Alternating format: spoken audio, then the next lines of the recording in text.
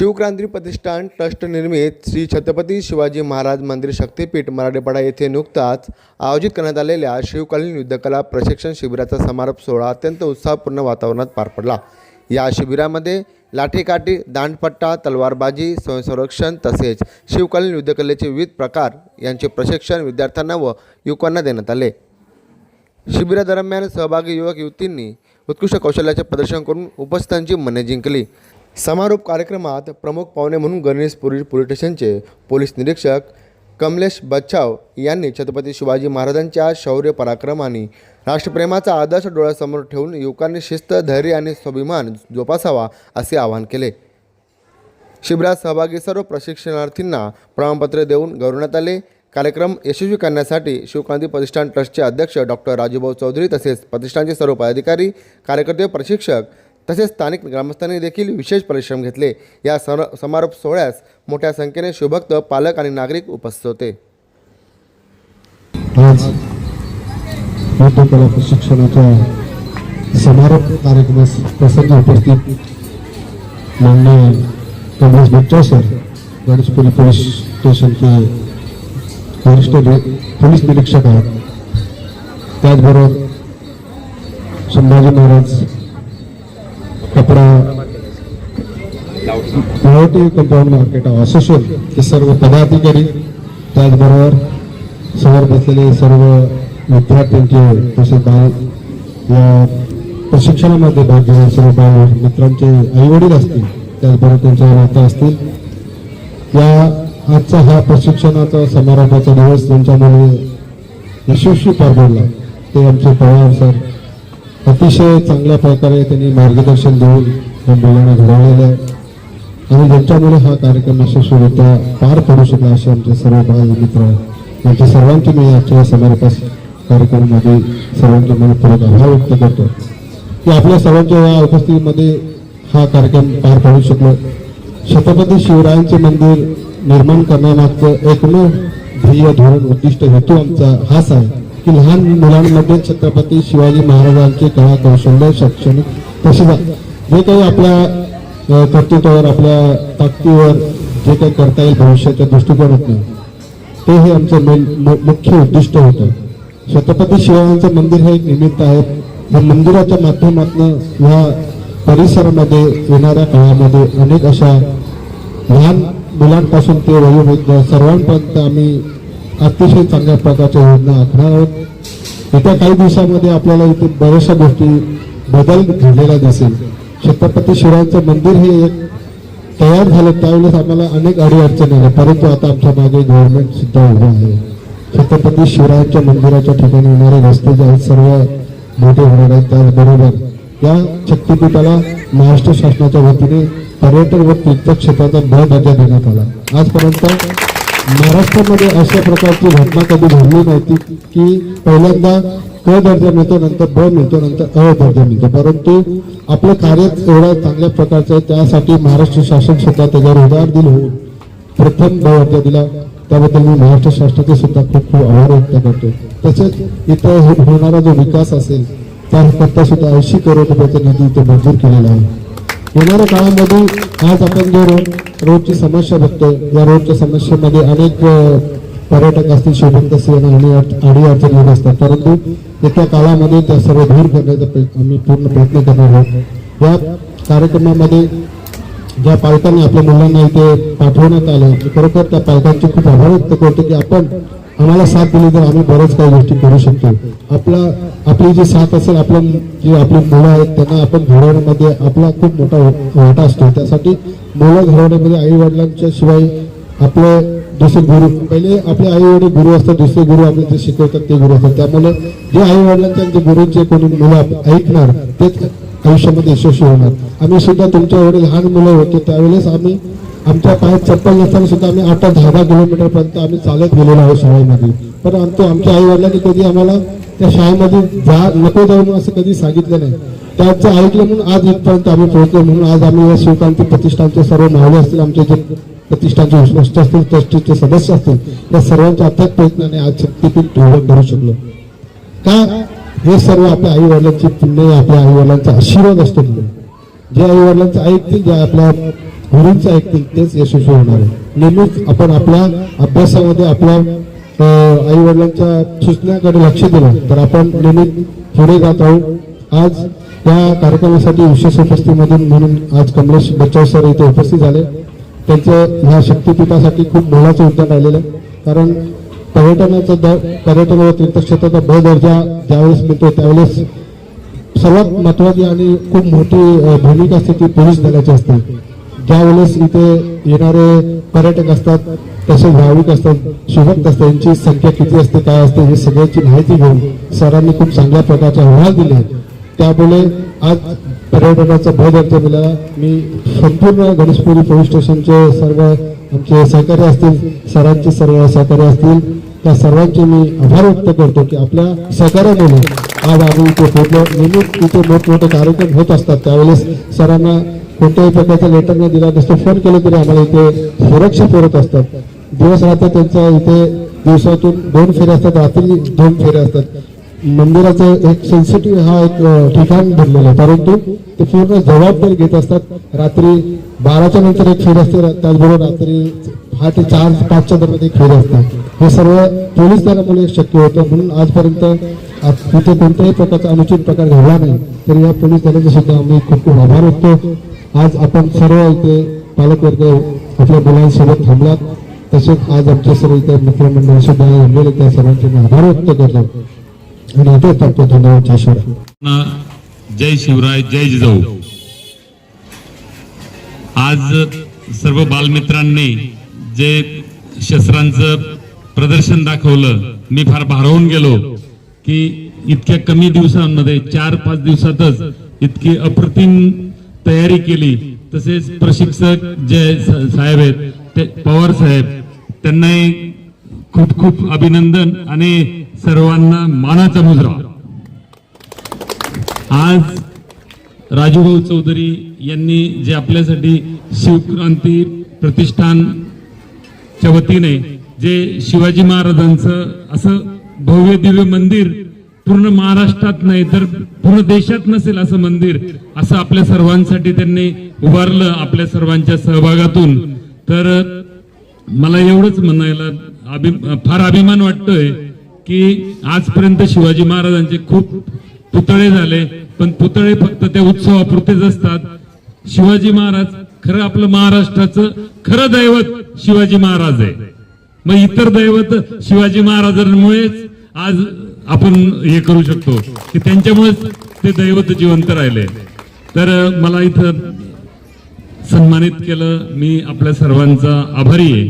तसंच मी या सर्व बालमित्रांना एकच मेसेज देईल की आज तुम्ही एवढ्या कमी दिवसामध्ये पवार सरांच्या मार्गदर्शनाखाली एवढं चांगलं हे केलं तर त्याचप्रमाणे तुम्ही अभ्यासात पण चांगली प्रगती करा.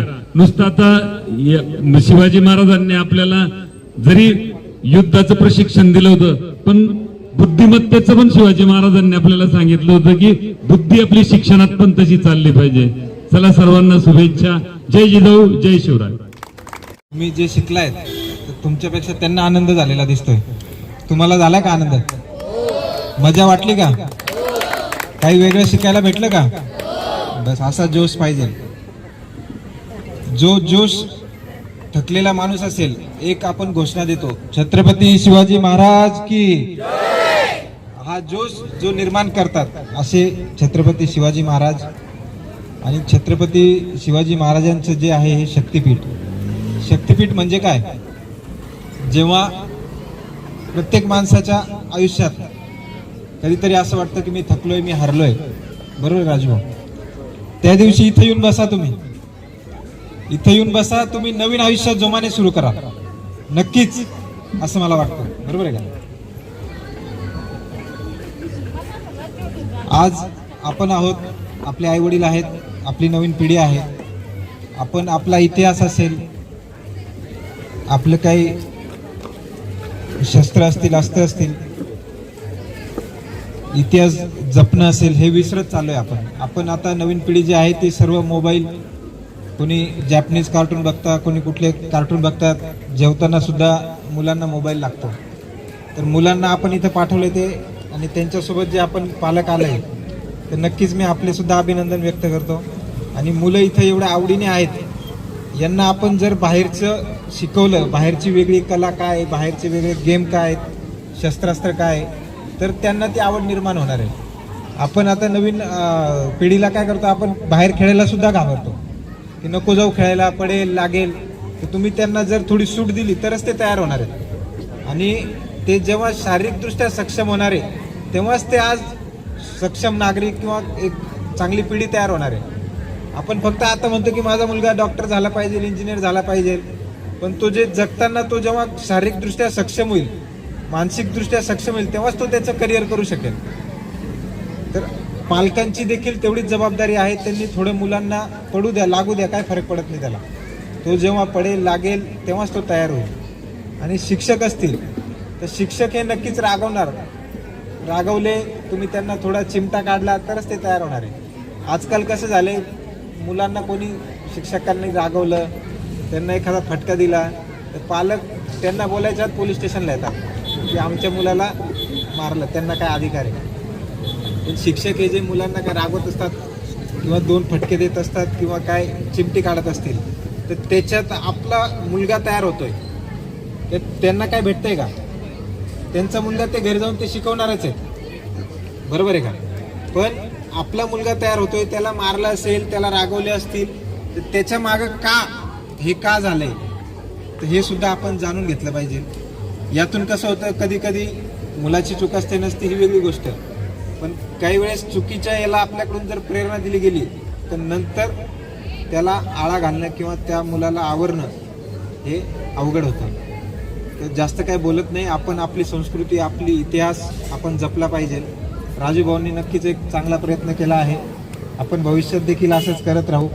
एक मुलांना एक जसे आपण शस्त्राचं जे प्रशिक्षण दिलंय, तसे एक भविष्यात एक असे शिबिर आयोजित करा ज्याच्यात शिवाजी महाराजांनी काही युद्ध कशी जिंकले, गनिमी काव्याचा कसा वापर केला, कमी सैन्यात युद्ध कसं लढलं, काही तह केले म्हणजे मी हरलो नाही, मी एक पाऊल मागं आलो. तर का, तर शिकारीला जेव्हा वाघ जेव्हा शिकार करतो तेव्हा एक पाऊल मागं येतो आणि मग तो झडप घेतो.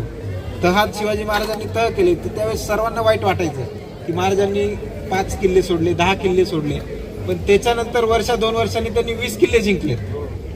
तर नक्कीच सर्वांना आपण महाराजांना प्रेरणास्थान ठेवा. छत्रपती शिवाजी महाराज असतील, त्यांनी जे त्यांचं आयुष्य आहे ते किती संघर्षातून त्यांनी जगले आहेत आणि एक स्वराज्य निर्माण केलं आहे. याकडे प्रेरणेने बघा. आणि शक्तिपीठ आहे. कधी आपल्याला वाटलं की मी हारलोय, इथं येऊन 5 मिनिटं बसा, तुम्ही एक नवीन जोमाने आयुष्य सुरू करायला असं मला वाटतं. खूपच सुंदर आणि शिबिर ज्या सरांनी इथे आयोजित केलं त्या सरांसाठी एकदा जोरदार टाळ्या. खरोखरच आपली ही संस्कृती आणि महाराजांनी बघितलेलं स्वप्न, हे तर स्वराज्य व्हावं ही तर श्रींची इच्छा. ज्या महाराजांनी हे स्वराज्य संकल्पनेतून उभं केलं, त्यांना आपल्या माऊली म्हणजे जिजामात्यांनी आशीर्वाद दिलं आणि मार्गदर्शन दिलं.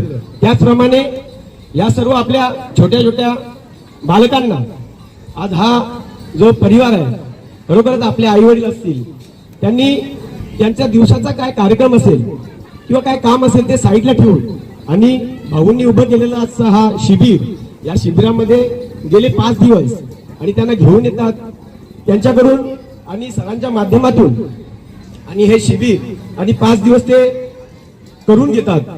या खऱ्या अर्थाने या माता पित्यांचं देखील त्याच्यामध्ये खूप मोठं योगदान आहे आणि त्यांच्यासाठी खरंच जोरदार एकदा टाळ्या होऊ द्या. कारण जेव्हा जिजामाता होते ना, जेव्हा जिजामाता घडते तेव्हा शिवराय घडत असतात. आणि आपल्याला जर आपल्या परिसरामध्ये आपल्या घरामध्ये शिवराय घडवायचे असतील तर तेव्हा त्या घरामध्ये सर्वप्रथम आणि जिजामाता घडली पाहिजे. आणि खरोखरच मी राजू भाऊंना खूप खूप शुभेच्छा देतो. यावत चंद्र दिवा करो, की जोपर्यंत हे चंद्र सूर्य आहे तोपर्यंत हे महाराजांचं स्वराज्य आणि असंच राहावं. खरोखरच कमी वयामध्ये राजू भाऊंनी खूप मोठं आणि जगामध्ये नाव केलेलं आहे. त्यांच्यासाठी एकदा जोरदार टाळ्या होत्या. या शक्तिपीठावर येण्याकरता 5 वर्षांपासून प्रयत्न चालू होते. कैलास महाराजही मला फोन करत होते, परंतु ह्या वर्षी हा महान योग हा जुळून आला. तिथं आल्यानंतर खूप आनंद झाला. छत्रपती शिवाजी महाराजांचं शक्तिपीठ जगात कुठेही एवढं मोठं नसणार, म्हणजे जगामध्ये एवढं मोठ्या प्रमाणामध्ये आणि सुंदर भव्य दिव्य प्रशस्त मंदिर हे पहिल्यांदाच आहे. आल्यानंतर खूप आनंद झाला. आनंद झाल्यानंतर छत्रपती शिवाजी महाराजांना हे स्वराज्य निर्माण करत असताना प्रचंड अडचणी निर्माण झाल्या, प्रचंड त्रास निर्माण झाला, परंतु हे स्वराज्य उभं राहिलं. जसं छत्रपती शिवाजी महाराजांचं स्वराज्य कित्येकांच्या बलिदानातून, त्यागातून, समर्पणातून हे स्वराज्य उभं राहिलं ना, त्याचप्रमाणे इथं आल्यानंतर अतिशय आनंद वाटला. आणि हे निर्माण झालेलं छत्रपती शिवाजी महाराजांचं हे जे शक्तिपीठ आहे, या शक्तिपीठाची निर्मिती आदरणीय श्रीकांत दादा बरोबर चर्चा झाल्यानंतर बऱ्याच गोष्टी मला इथे समजल्या.